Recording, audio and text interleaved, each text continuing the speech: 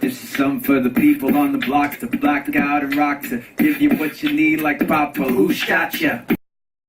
Hi, I'm Dave from Boyinaband, and I'm gonna meet my childhood hero tomorrow. I'm heading down to London to meet Mike Shinoda from Linkin Park, and I've been trying to think of something to compare this to in terms of excitement, and Linkin Park weren't just the band that got me listening to music, they were the one that inspired me to start making it. I joined a band so I could make music like they did, hence the name Boyinaband. I got turntables because I wanted to be as cool as Joe Hahn, and then I started rapping so I could be even cooler, like Mike Shinoda, and I started screaming so I could be like Chester, and now it's my career, so I've got quite a lot to be thankful to them for. The next thing I've got to do after recording this is to pack my things and take a train down to London with my sister. She's helping me with filming. Thanks, Hannah. I've booked a hotel for the night so we can stay up late and prepare the final things for the interview, because it's a really early start and I do not want to be more stressed than I already am.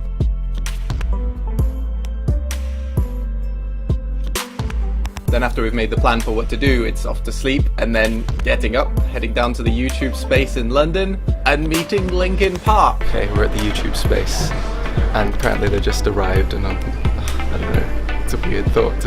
This is weird. I'm not prepared. You're meeting Chester as well. Yeah, this is weird. This is weird, stop filming. The woman's coming over, so I'm going to assume that we're going to go meet them. Okay. So we were sitting inside there, but you can come through to the green room where we'll do your hair and makeup. I'm Hannah. I'm Amy. Nice to meet you. Nice to meet you. All right, come and take a seat. How you doing? Anxious? Oh, really? Yeah. How come? Mike's like the reason I started rapping. No way. That's awesome. Yeah, it's a pretty big deal for me. Is this all yours? Yeah. Wow. How long have you been growing this? I don't want to mess this up. I really don't want to mess this up. And I can see myself messing it up. The expression never meet your heroes exists for a reason. I'm not entirely sure what to expect. Hi! Oh. Hi there, Mike. How are Dave. you? I'm good. Hi, Dave. Chester, Dave. Hi, Chester. Hey, how are you? This is Hannah. Nice to meet you. Awesome. Hi, Hannah. Man, it's freaking amazing to meet you. I know you did a video about your hair, right? Yes, I did. Was that your first impression of me? No. I saw your other video. I was freaking nervous as hell. You should be, because we're fucking horrible people. Okay, Dave from the future here. I couldn't believe how friendly they were. Like, we were just chatting as if we were friends. I wanted the whole video basically to be like meeting my childhood idols, kind of. Sorry to throw that out. That's so nice. These guys got me into so many different types of music. They got me into metal and rap and electronica. You listen to rap too. Hell yeah. Did you always listen to both, or did you? I initially hated music. I was really into science and stuff. And then I found Gorillaz, and then this band, Linkin Park. Then you realize that science and music are the same thing. Do you pay attention to like your favorite like physicists and scientists and stuff like that? I've got a lot of respect, mainly engineers and stuff at the moment. Most of them have bands. Did you know that? I didn't know that. I made a song with a physicist. I knew that. I'm sorry, Dr. Moriarty. My brain was not working at full capacity in that moment. What's so beautiful about music is you can either feel it and get it, or you can go, oh, it's math. Yeah. When I'm writing something or I'm trying to like come up with a part, I'm listening and using my ears and going with what feels good, but I am also using the math a little bit. Yeah. And I know other people, like our guitarist Brad, he leans towards the logic of it. I used to make fun of him for it. So are you more of the feeling side of it then? If Brad is the math side, I'm all feeling. Gotcha. Does that make it hard when you and Brad write together then? No, because I don't really care what he's thinking about. I don't know if I'll have time to ask, but one of the things I wanted to talk about was how they got started. I love trying to figure out how bands made it. Like the puzzle is fascinating to me. What else do you have on your mind? I feel like it's funny because if you know all this, you've said a couple things to tell me, like, okay, you know stuff about the band. I've always wondered how you guys got exactly started, because on Wikipedia it's like, yeah, Brad interned at Warner or something, and then met someone, and then you got signed, and then all of a sudden you're ridiculously successful. There's 6 guys in the band, so we had and we were all at different schools, so we had lots of friends from different to pull from. Ah, gotcha. So when we would do a show, we'd tell everybody, hey, we're having a party on Saturday night, Gotcha. If you want to come to the party, come to our show beforehand. You can only get into the party with a ticket from the show. That's freaking So clever. it's like Brad asked his boss Jeff. He's like, "Hey, you should come down. My band's playing across the street after work tonight. Like, come watch us play." The place is fucking packed. And he comes in. He's like, "Oh shit! Like, this is a scene. This is like." This band has a massive following. Little did he know, the We're people giving them will all, free they beer. were just our friends. So you tricked your way into getting We didn't signed? know. I literally didn't even know that's what his deal was. Like, he made us made us an offer of For a publishing deal, like that the next day. That's amazing. And later, I think at some point he was mad because later. Another thing I'm not so sure whether I'm going to ask him or not. I've got an idea for a skit that's kind of making fun of him. I had something I wanted to propose, if that's cool. Okay. I was one of those kids that when you went to Minutes to Midnight and onwards that was initially kind of frustrated. Like I was the kind of person, sorry, that said things like oh, they should stick to their old sound. Go back to the old thing. But I think it's ridiculous to think that now, obviously. Like, especially since I've done my own thing and started to realize how horrible it is to be stuck to one feeling of music. Yeah. So I wanted to do a video kind of talking about that, and then at the end I'd do a skit where I'm kind of wandering through the wilderness, like racked with guilt, until I bump into Mike Shinoda from Linkin Park, and I apologize profusely. And then I didn't know if it was funnier if you were like, I don't accept the apology, or if you're just like, wait, they say that? They call us sellouts? And then you just like cry. I don't know. I'm just trying to think about. Okay, let's really think about the punchline at the end. It's like you apologizing, and then it closes up with Mike, and he's just got like tears rolling down his eyes. That's it. Just like, really? Just do this. Oh, it's too much. Hold on. You guys are crying for real now. Yeah.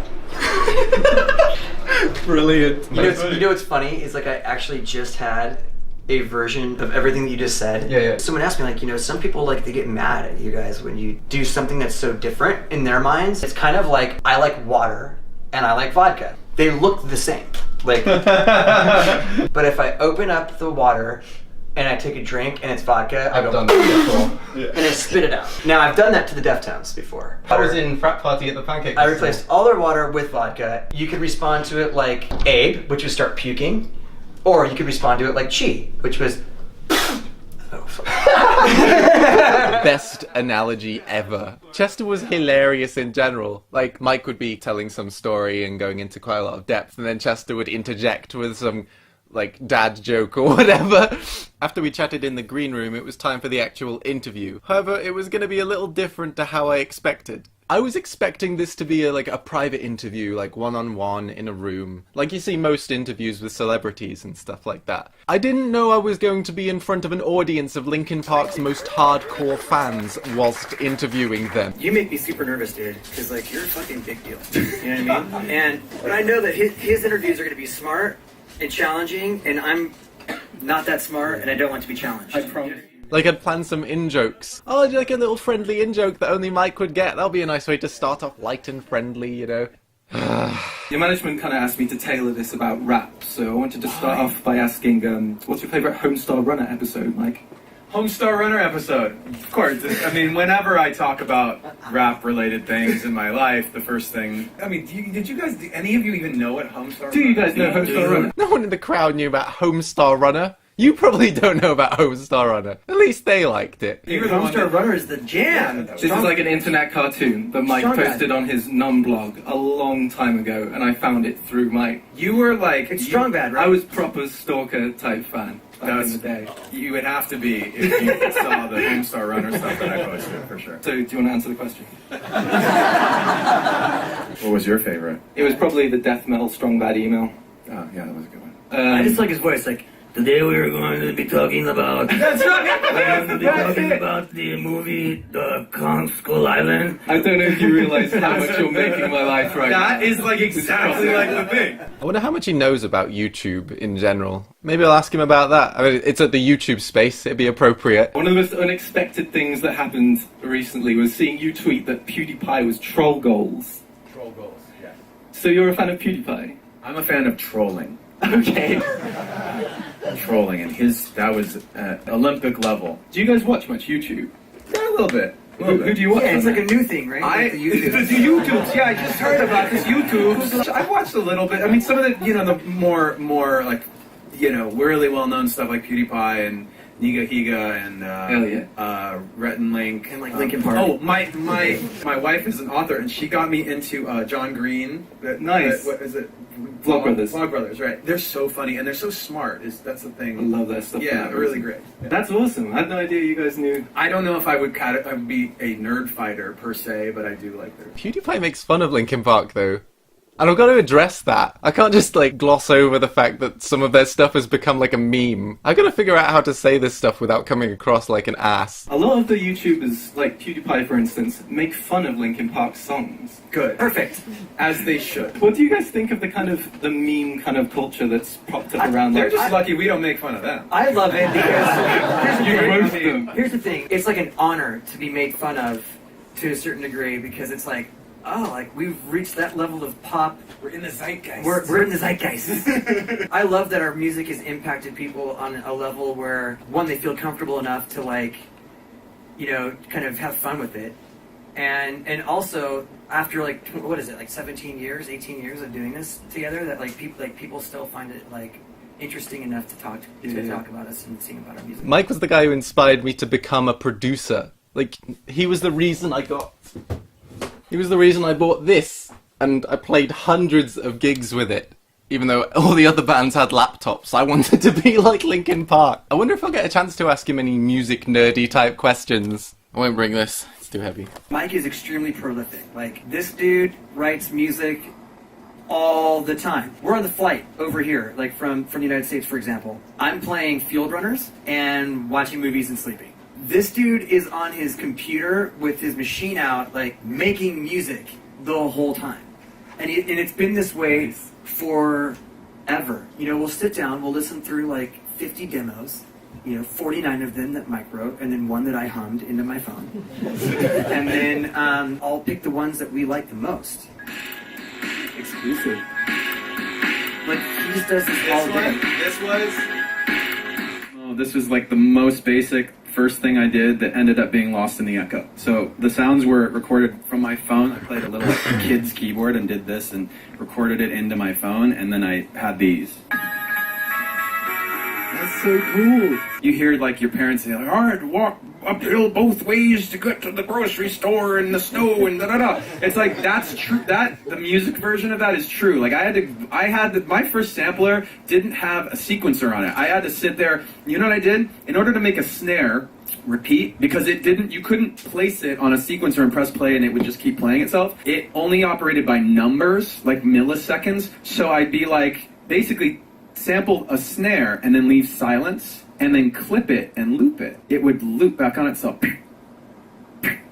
And if it was 1200 seconds and I knew I wanted the hi-hat to be happen twice as often, then that would be 6. That's such a faff. And what's crazy, I had a calculator next to my sampler. I'm sitting there doing that, and it only. I should probably ask for some 8 advice, samples. because I'm telling you. oh my god, they're huge. They're freaking ridiculously massive. I didn't realize the scale of how big they were until I prepared for this interview. Did you know that you are the 36th biggest Facebook page in the world? That's Who are we ahead of?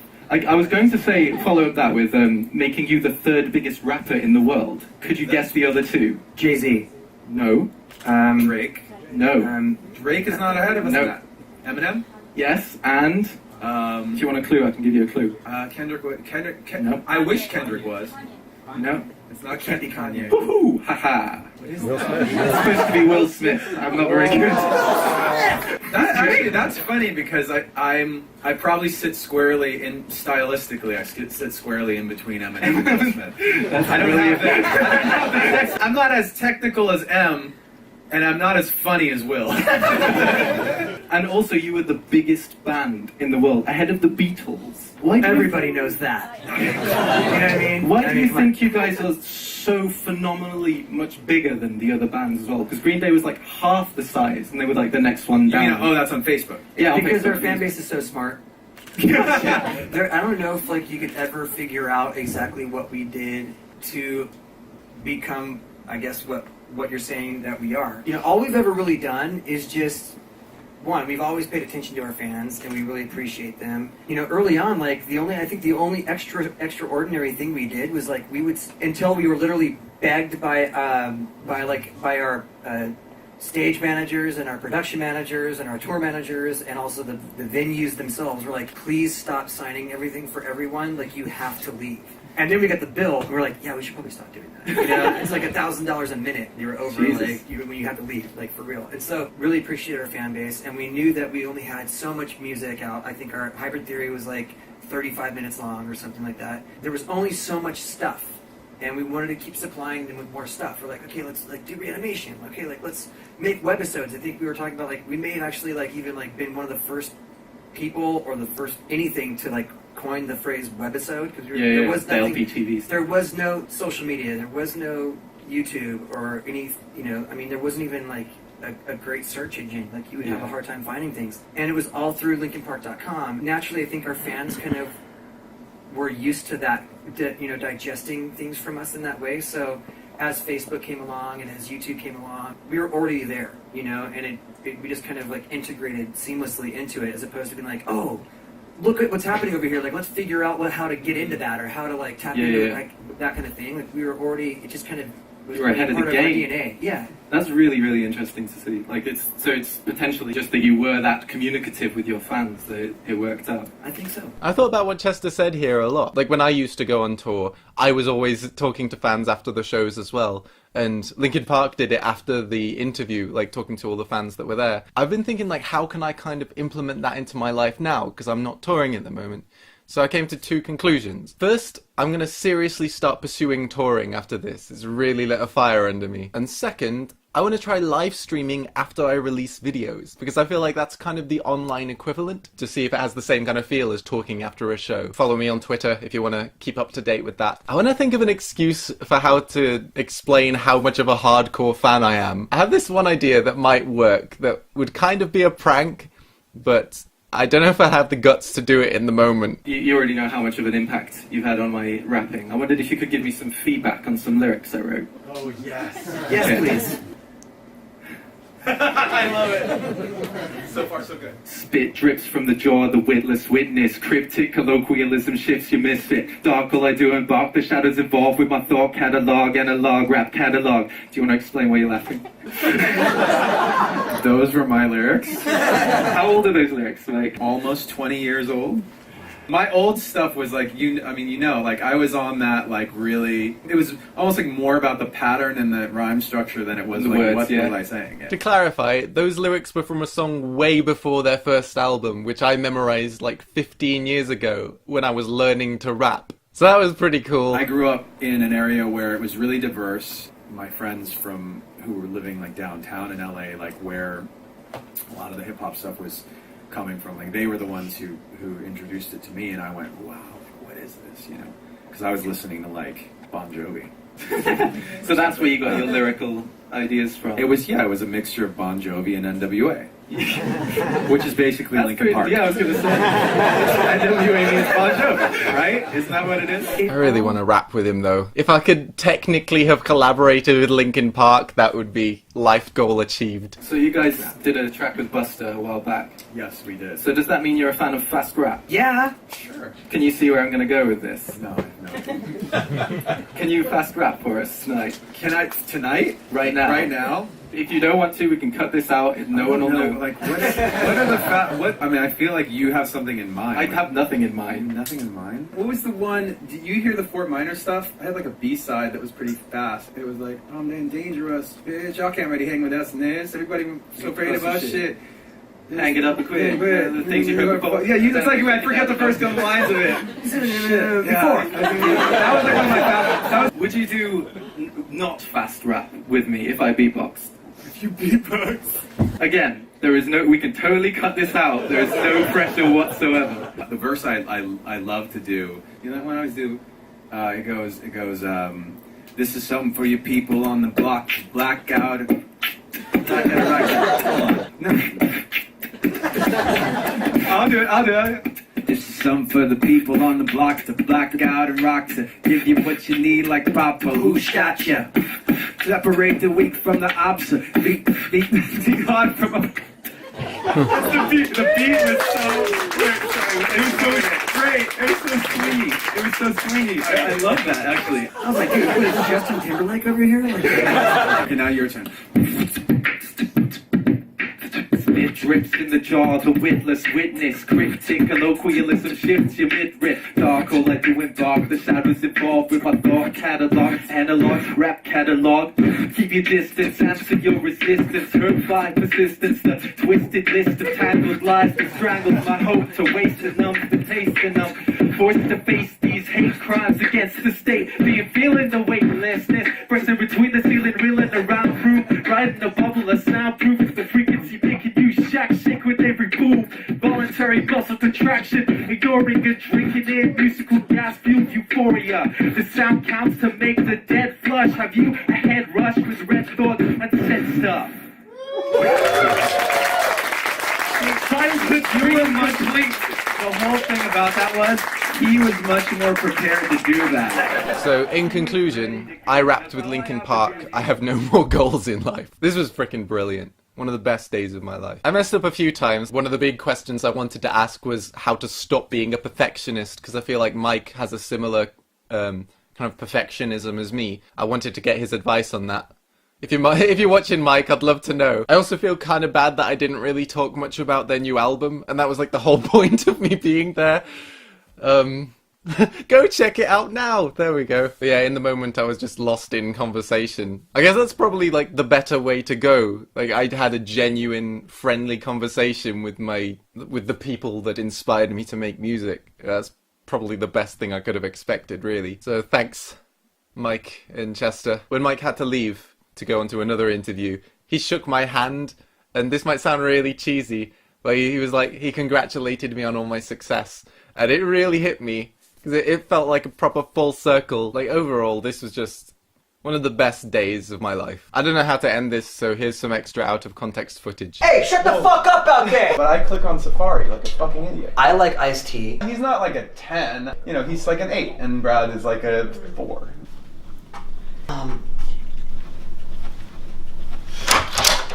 When one person is touched by it, then it was worth it. You know who that one person is? Me! Dude, that new Taylor Swift album is fucking dope! Licking the Pavement, and then ball sacks. Does your channel have a rating? There's probably some fantastic ball sacks out there, but you mix it with Pavement, I'm not gonna like it. Boom! Fucking morons. Fuck this motherfucker! I'll Yeah. kill his it's children. bad. Are you rolling?